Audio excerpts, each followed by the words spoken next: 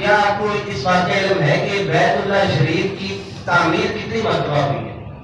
سب سے پہلے حضرت آدم علیہ السلام وہ جب دنیا میں آئے، یاد رکھیں دنیا میں جو سب سے پہلی زمین نمودار ہوئی وہ کعبۃ اللہ کی زمین، اس لیے وہ دنیا کے بالکل درمیان میں ہے۔ سب سے پہلے کعبہ کی زمین وہ پانی سے ابھری، اور پھر حضرت آدم علیہ السلام جب دنیا میں تشریف لائے انہوں نے کعبہ کی تعمیر کی، وہ جیسی بھی تعمیر تھی کچا مٹی یا گانے سے جیسے بھی کیا، اللہ کا گھر بنایا، اس کا طواف کیا، اور پھر وقت گزرتا گیا اسی گھر کے لوگ طواف کرتے رہے جو مسلمان تھے۔ حضرت نوح علیہ السلام کا ان کا بھی انہیں ذکر آیا، جب وہ طوفان نوح آیا اور سارا کچھ اس میں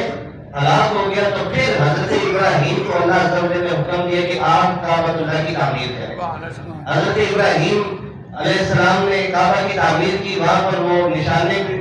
بھی موجود ہے، وہ جس پتھر پر کھڑے ہو کر انہوں نے تعمیر کی، وہ پتھر وقت کے ساتھ ساتھ جب ان کو ضرورت ہوتی ہے اونچائی کی وہ بڑا ہو جاتا، جب ضرورت ہوتی ہے تھوڑا نیچے ہو جائے تو چھوٹا ہو جاتا۔ پتھر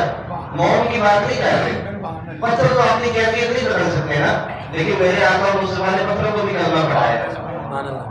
وہ پتھر چھوٹا بڑا ہوتا اس پر آپ کے قدموں کے نشان بھی۔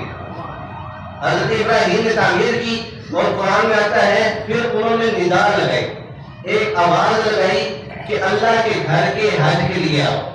اللہ کے گھر کے طواف کے لیے آؤ۔ روایات میں یہ بھی موجود ہے قیامت تک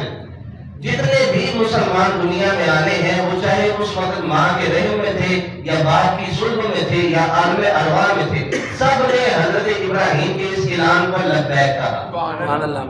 اور جتنی بار انہوں نے لبیک کہا یہ بھی روایات میں آتا ہے کہ اتنی مرتبہ وہ شخص دنیا میں رہ کر حج کرے گا۔ اور دوسری تعمیر حضرت ابراہیم نے کی، پھر تیسری تعمیر بھی حضور علیہ السلام کے دور مبارک میں قریش نے کی۔ وہ آپ جانتے ہیں کہ انہوں نے کہا تھا کہ یہ اللہ پاک گھر ہے، اس کی جو تعمیر ہے ہم کپڑے اتار کر کریں گے۔ رسول اللہ نے بھی اعلان نبوت نہیں فرمایا تھا، آپ نے بھی نیت کی کہ میں بھی اس میں شامل ہوں گا، لیکن اللہ عز و جل نے اپنے محبوب کے لیے ان پر ایسی بے ہوشی طاری کر دی کہ جب تک تعمیر جاری رہی حضور علیہ السلام بے ہوش رہے، اور جب تعمیر مکمل رہی تو پھر حضور کو ہوش آئے، کیونکہ اللہ تو نہیں چاہتا کہ اپنے نبی کو لوگوں کے سامنے اس حالت میں ظاہر کرے۔ یہ تھی تیسری تعمیر۔ پھر چوتھی تعمیر ہوئی جب یزید نے مکہ پر حملہ کیا تھا، اس کے بعد حضرت عبداللہ ابن زبیر انہوں نے مکہ کی تعمیر کروائی، اور پھر اس کے بعد جب پانچویں تعمیر ہوئی وہ پانچویں تعمیر کروائی انہوں نے خلافت عثمانیہ والوں۔ یہ اس طرح یہ مکہ کی تعمیرات کا سلسلہ ہوا۔ آج جو یہ باقیات موجود ہیں یہ 1629 عیسوی میں عثمانی دور خلافت میں ہوئی تھی، اور اسی طرح تعمیر ہوئی، آج بھی ویسی نشانیاں وہ موجود ہیں۔ اور مکہ کے ساتھ جو حدیم کا ایریا ہے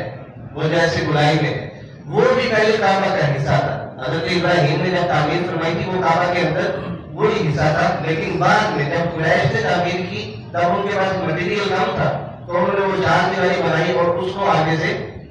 مزید لمبا نہیں کیا، حدیم کو اتنا ہی رہنے دیا۔ تو پھر اس طرح کیونکہ حضور اس میں شامل تھے، حضور کے فیصلے سے وہ تعمیر ہوئی تھی، تو اس لیے اس کے بعد جتنی بھی تعمیرات ہوئی اس کو اسی طرح ہی رہنے دیا۔